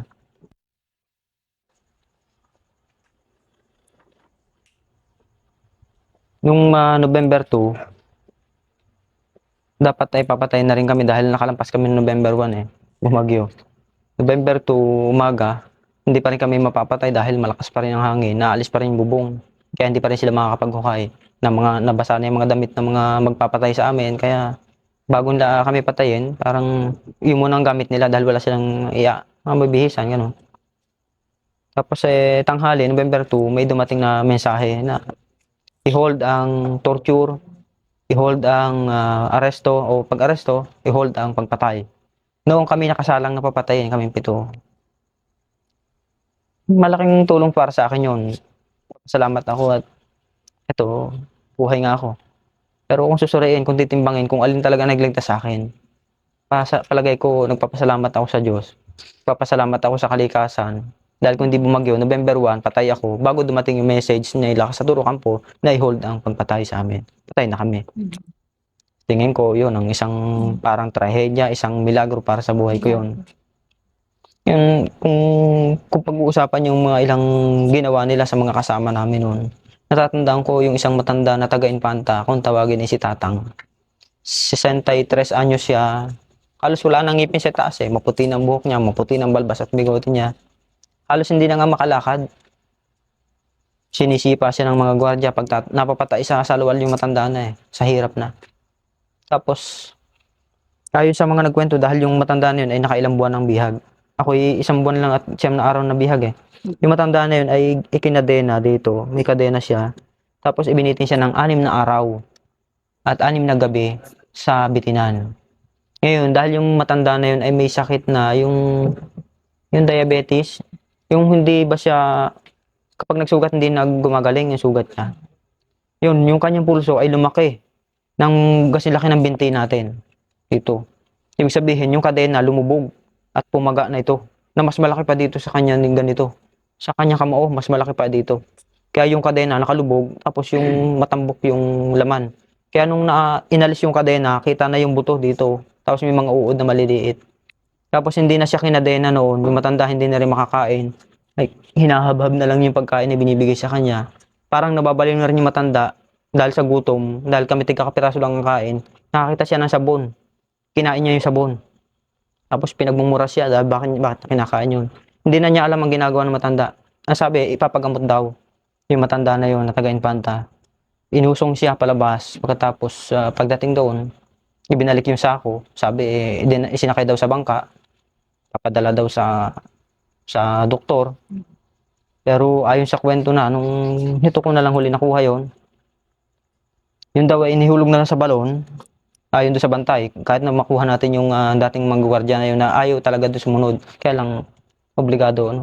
Yun na inihulog sa balon, tapos tinapakan ng muka, na hindi na siya ang standard na pagpatay kasi doon, pinapalo ng bareta dito sa batok para makatulog, tapos sinasaksak na ng bayoneta dito, tsaka dito, para matiyak na patay. Yung batanda na hindi na sinaksak at tinuntungan na lang sa muka, tinabunan ng lupa, akala ay siguro ay patay na, binitiwan ng paa, bumangon pa yung matanda. Tapos, tinapakan ulit, tinubunan at sininsin yung lupa. Yung isa rong kasama namin, si pangalan nito, Anaceto Asidilio, taga Barrio San Antonio, Kalayaan, Laguna. Kung tawagin si Karuding Baang, dahil halos pagbiglang tingin para si kay Rudy Fernandez. Yun ay nagkaroon ng sakit na hepatitis dahil sa matagal ng pagkakabilang guro at lagi binubugbog. Kung ano-ano pati mga madudumi ng mga pagkain, lagi kami nababasa. Nagkasakit siya ng hepatitis. Yung iihilang siya, nabubuwal na. Sabi, papagamot din daw yun at baka makahawa pa sa amin. Dinala rin yun. Yun dahil hindi na rin pinalo, hindi na rin yung sinaksak. Tinapakan na rin yung sa mukha at inilubog doon sa putik. Dalawa yung, sa tingin ko, hindi na talaga makatao yung ginawa nila noon. May ilang pang mga kwento na sa amin, yung mga bantay na malalapit talaga sa amin, na sumunod lang talaga sa Task Force Milito Glor. Na yung mga babae yung mga babaeng pinatay, mga kabataan pang yun, sila Sandra, Paula, Jubel. Yun daw, kaya daw dahil hindi ko makita, yun ay bago patayin ay nirape muna nung mga ano. Kasi kung susuriin, bawal yun sa NPA. Hindi masapag propaganda ko sa NPA, bawal yun. Pero ang trato sa mga bihag, kahit ikaw ay opisyal na NPA dati o ano pa mang posisyon mo, kapag ikaw ay espiya na napagdudahan o ay ginapos at itinuturing na kaaway, talagang hayop ng pagtrato pag espiya. Hindi itinuturing na tao. Kaya sinasabing inaahit ito, ginakalbo yan, tapos kung ano man gawin sa'yo, pwede kang upuan. Wala kang gagawa. Kaya mga babae bago patayin, nire-rape muna. So ikaw yung pakiramdam mo noon yung nahatulan ka na nga, November 1, papatayin ka na. Ano yung naiisip mo noon? Yung syempre ikaw matagal ka na nagsilbi dun sa kilusan tapos hahatulan ka ng ganon. Ang tingin ko noon, mga nasisira ng ulo ng mga NPA doon sa kampo na yon. At halos masira na rin ang ulo ko. Gusto ko na magsisigaw. Hinamon ko na mga bantay, sabi ko, barilin na ako, no, okay, nakabitin. Barilin nyo na ako, talagang mga nasisira ng ulo nyo. Hinamon ko na lahat, para magalit sa akin, barilin na nga ako. Pero pinagsusuntok na lang ako, hindi ako pinapatulan. Ang tingin ko, mga nasisira ng ulo ng mga naroon. Pati si Ka Roger, pakitingin ko sira na rin ang ulo. Kasi matagal kami magkakasama, hindi niya maipagdepensa. Magkasama kami sa unit, sa fighting unit nung nagpunta kami ng Batangas, hindi niya ako maipagtanggol. Kung ako magpapahama kasi, magkasama nila sa Turo Campus sa Sariaya, nung hindi naman ceasefire, nung nagbubuo pa ng NDF na yan doon. Alam ko, ako yung intelligence officer, labas-pasok ako sa bayan, punta ako sa bundok. Ako ipatitimbog ko sila, ano pa nga hanapin ko? Malaking kwarta na yun sa tingin ko. Eh, hindi ko sila, wala nangyari sa kanila, walang bolilyaso ron. Ibig sabihin, hindi niya ako maipagdepensa. Yung asawa ko mismo, may anak kami. Mahal niya yung anak niya namin, mahal ko yung anak namin. Hindi niya ako maipagtanggol at siya pa pala nagdidiin sa akin. Sa tingin ko, nasira na talaga ang mga ulo ng mga tao Bakit ka ron. naman idiniin ng asawa mo? Ang natatandaan kong ikinagalit niya sa akin, hinihikayat ko siyang bumaba na sa NPA. Yung umalis na, sabi ko, Bing, kaya anak tayo. Di ba, hindi ka makatiis, halos 1 buwan lang na nasa unit ka. Gusto mo mapuntahan yung bahay natin. May bahay kasi yung sila, tapos nandun yung anak namin. Tapos ako, lagi ko naisip yung anak namin, dinadalaw-dalaw ko rin. Kahit na bahagi ng trabaho ko yung gagampang ko sa bayan, intelligence operation, pasok ako doon sa aming bahay, 1 oras, 2 oras, para lang makalong ko yung anak namin. Sabi ko, pareho nating mahal ang anak natin, magtahimik na tayo. Ang nanay at tatay mo naman, malawak ang lupa. Ang tatay at nanay mo nasa estates. Ang mga kapatid mo, maganda naman buhay. Humingi lang tayong 1 kalahating ektarya, doon lang tayo magbahay, magnegosyo lang tayo kung ano-ano, basta mabuhay tayo, tahimik na tayo. Sabi niya, kahit mahal ko anak natin, ayoko pang umalis sa NPA. Yun, at inirekomenda niya yun, isinumbong niya ako. Yun ay mabigat na kaso. Ang gusto mo bumaba ay gusto mo pa magdala. Bawal yun sa NPA. Kaya yun, kinasuhan ako na ako isang DPA at gusto ko pang sirain ang organisasyon. So yung bumaba yung order nila sa Turo Campo na itigil yung pagtutorture, yung mga bibilanggo. Ano naman ang naging dahilan nito at nagbaba sila ng ganong klaseng order? Ayon sa pag-uusap na namin, nung ako'y nakalaya na, dahil nung kami lumaya kasi magkakasama na kami dun sa isang bagong kampo. Sabi niya, kaya sila natutong mag-review dahil sa bawat linggo, sa bawat buwan, nagpapatay. Mula Abril kasi ang pagpapatay, yung Operation Missing Links na yan, OPML. Abril hanggang, sabihin mo na hanggang November. Sa bawat buwan, nagre-report ang Milito Glor sa Central Committee na ilan ang pinapatay, ilan ang papatayin at ilan ang aarestuhin. Tapos saan mga aarestuhin yun? Ay nadamay na hanggang sa Central Committee. Yung mga kakolektive nila sa Turo Campo, itinutugaan na rin ng iba. Tapos yung nasa Task Force Milito, pati yung sa Milito Glor Command, natatakot na sila sa isa't isa na hindi lumalaman ang lumalapit na may baril na dala, baka sila itutukat at aarestuhin din. Nagkakatakutan na sila. Kaya iniulat nila yung ganun, nagpapanik na sa loob. Kaya naobliga sila sa Turo Campo na bumaba at imbestigahin ano bang ginagawa nyo dito. Yung pala, gumamit ng torture. Hindi alam ng nakataas na gumamit ng torture. Bawal yon. Kasi anumang impormasyon gusto mo makuha ng tiyak ka, ay huwag kang gumamit ng torture. Yun. Isalaysay mo, Ka-Aris, kung paano nangyari na ikaw ay napabalik na sa pamahalaan. 2 buwan, Enero hanggang Pebrero, pinag-aralan ko kung ako'y mananatili pa sa Kilusan. Kasi nakita ko sa loob mo lang taong kong serbisyo, parang sa lahat ng mga paghihirap kong lahat dinanas kong gutom at hirap, nasugatan ako ilang beses, nataya ang buhay ko sa labanan. Lahat ng hirap kong yun, nabaliwala at naaresto ako. Ibig sabihin, kung ako'y kikilos uli, ano kaya naman ang katumbas na naman ito? Parang useless na naman, parang walang kwenta. Sa tingin ko, sabi ko, buti pa ako umalis sa Kilusan. Siguro naman ako kung alis, hindi naman ako kaaway. Hindi naman ako magpapapatay, hindi ko magpapatay yung mga kasama ko. Ako hindi magpapahamak ng sibilyan, magtatahimik na lang ako. Hihingin lang akong amnesty, tatahimik na lang ako, sabi ko. Pinag-aralan ko kung tama ba o hindi. 2 buwan ko pinag-aralan yun. Tama ba, hindi. Tama ba, hindi. Disbentahe at bentahe na gagawin ko. Tumimbang talaga sa akin na Marso, susurrender na ako. Ngayon, ang pag-surrender, pinag-aralan ko rin saan ako susurrender at paano ako susurrender.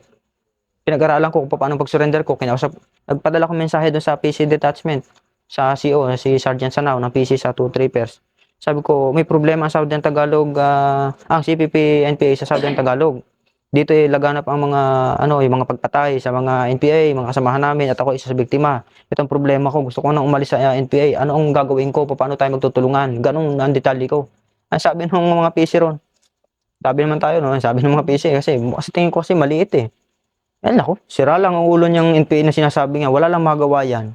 Siguro civilian niya. Ibig sabihin, hindi niya masukat ang sinasabi ko. Region eh. Region ang pinag-uusapan eh. Eh sa kanya, detachment lang. Siguro yung palibot perimeter lang kanya detachment ang alam niya. Siguro, siguro sabi ko, baka kailangan ni captain o baka hindi pa eh. Hindi ba baka general siguro ang kailangan kong kontakin para maintindihan itong pag-uusapan. Yan, nagpadala ko ng sulat. Sabi ko, dalhin itong sulat na ito, open letter, wala naka-direktang address para sa kinaukulan, nakalagay doon. Pwedeng iabot kay Presidente Cory Aquino, sabi ko. Doon sa nagdala, kahit kanino may abot yan, basta sa itaas, sa Malacanang. Idinala pala kay Mr. Noli De Castro, yung announcer sa radyo.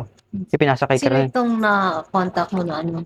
Yung tiyuhing buo ng yung asawa ko ngayon, nagpatulong ako sa kanya. Tapos sabi niya meron siyang alam sa Malacanang na lalapitan. Ngayon, dumirekta siya kay Noli De Castro. Tapos ipinasa niya kay Colonel Florendo dahil siya ang spokesman ng AFP. Dahil sa Solcom naman nakakasakop ng Quezon, mas malapit doon sa Lucena, ipinasa naman kay Colonel Aspiras.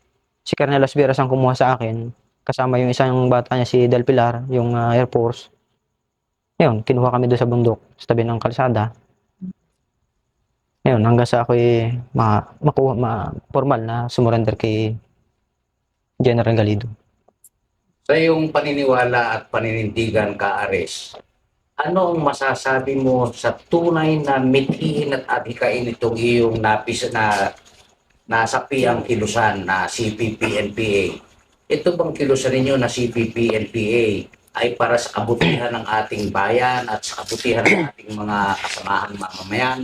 O ano kaya sa palagay mo kung isang sugo ng pamahalaan muling makipag-usap sa kanila at para mapagtugma-tugma natin ang ating mga problema at na magkaayos-ayos at magkaroon ng katahimikan para sa lahat? Anong masasabi mo tungkol dyan?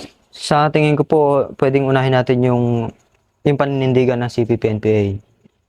Sa kasalukuyan na mayroong gobyerno, yung naghahari sa ngayon, o ibig sabihin yung kumukontrol ng Estado, yung kapangyarihan, ang layunin ng CPP-NPA ay magtayo ng sariling gobyerno at sa panibagong sistema ng lipunan. At ito yung sosyalismo hanggang maging komunismo.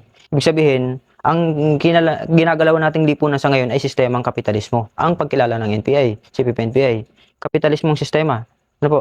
Ngayon, ang pagkilala ng CPP-NPA, kailangan baguhin ang sistemang ito dahil dominado ng ilan ang ekonomiya. Sa madaling sabi, ang gusto ng CPP-NPA, buwagin, labanan ang kasalukuyang gobyerno at magtayo ng bagong gobyerno.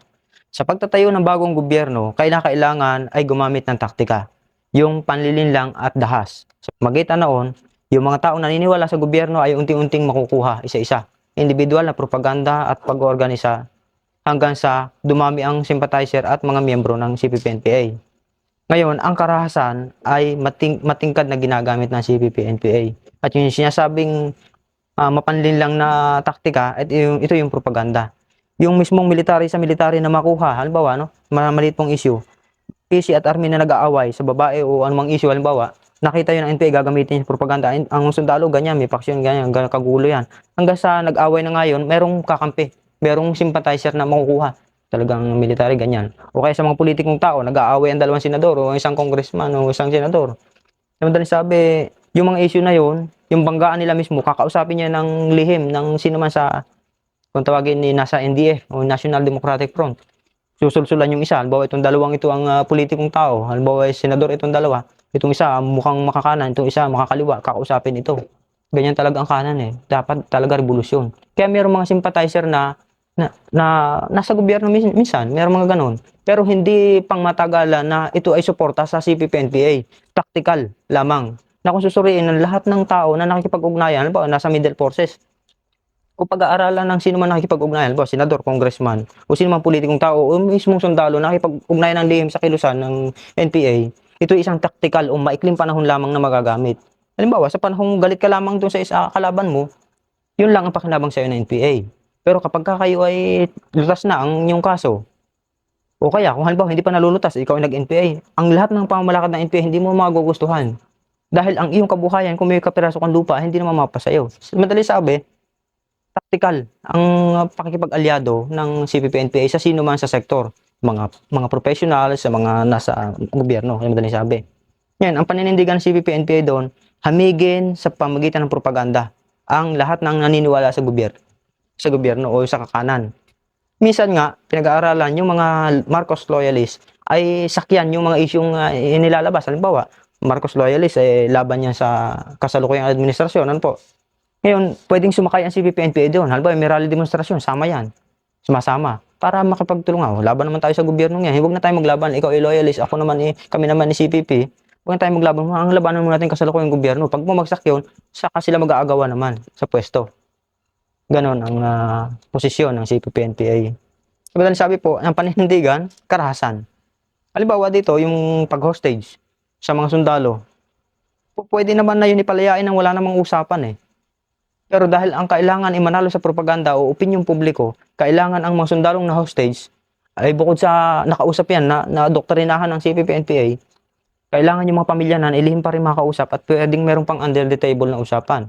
Papalain namin yan, magkano kaya niyong ibigay? Pambili ng bala, o naman, hindi ito blackmail, pero tulong. Ganun din ang labas noon. Para na mapalaya ng mga pamilya. Isa yon. Tapos ikinakalat, ang NPA ay makatao, nagpapalaya yan, hindi mapinapatay na hostage, inililinaw lang ang patakaran ng revolusyon. Kaya yan, papalayain namin sa inyo, ikakalat muna sa media yon. Ang layunin noon, kung susuriin, propaganda yun Malinaw na propaganda. Hindi nila pinapalaya yan ng walang yung publisidad. Kaya yon, ang patunguhan talaga, revolusyon o yung kaguluhan. Sa panig ng mga militaring na hostage o nadoktrinahan ng NPA, magpupropaganda yun, hindi maiwasan magkwento. Alam mo, halimbawa, si Ka Aris, o si Ka Bart, si Ka Roger, lagi akong binibisita nung ako'y nakagapos pa ron sa loob, sa bundok, magandang pagtrato sa akin.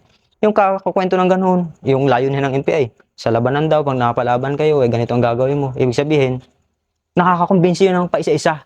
Yung sundalong nagsasalita ng pabor sa individual man lang na NPA. Yung panalo rin ng NPA doon.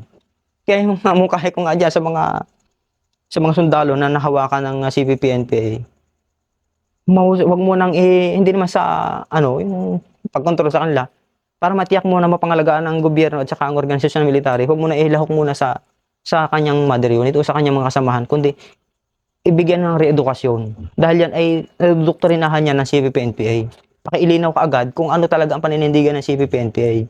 Dinodoktrinahan niya, ginagamit nga yung propaganda, hikayatin siya na huwag na lumaban ng sa tahasan, habang humihin ang paninindigan ng individual na sundalo, hindi siya lalaban sa NPA, yun ay tagumpay na Tagumpay ng NPA yun, na dapat sana, kumbaga itong lahat na ito yung sundalo ilalaban lahat, kung yung iba ay po nababa ang moral, hindi pala naman ako gagalawin pag ako nakita hindi lang ako lalaban, hindi lang ako magdadala ng baril, di, kukunti na lang papatayin, kukunti na lang ang lalabanan, kukunti na lang kalaban. Ibig sabihin, tagumpay ang CPP-NPA sa mga pamagitan ng propaganda at saka military operation. Ang ibig mo sabihin, Ka Aris, kahit na ano man ang gawin nating lahat na pagtutulungan, alang-alang sa katahimikan at sa kabutihan nating lahat ng ating bayan, ay wala rin mangyayari sa kadahilan ng tunay na layunin nila ay mapalitan ng ating pamahalaan ng ibang sistema. Yung nga binanggit natin, kahit na kayo magpadala pa kahit na si Presidente Aquino, magpadala ng kung sino-sinong tao na makikipag-usap na sinasabi para sa kapayapaan.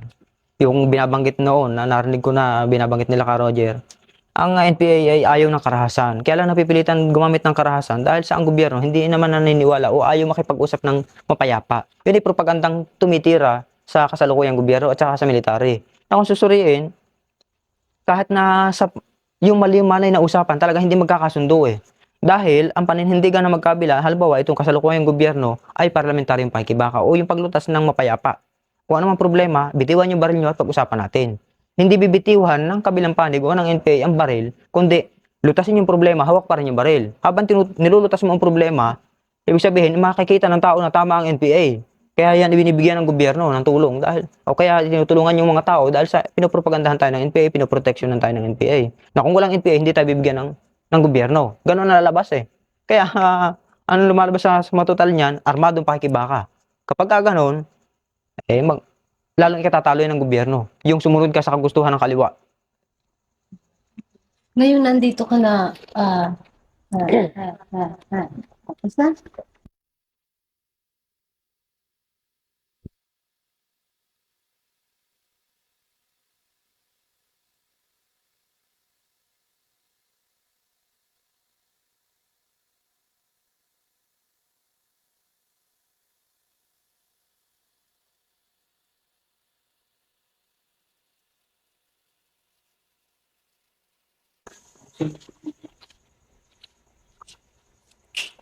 Kaaris, anong masasabi mo ngayon sa buhay mo ngayon na nakalabas ka na sa kilusan? Ngayon nagbalik loob ka na sa pamahalaan.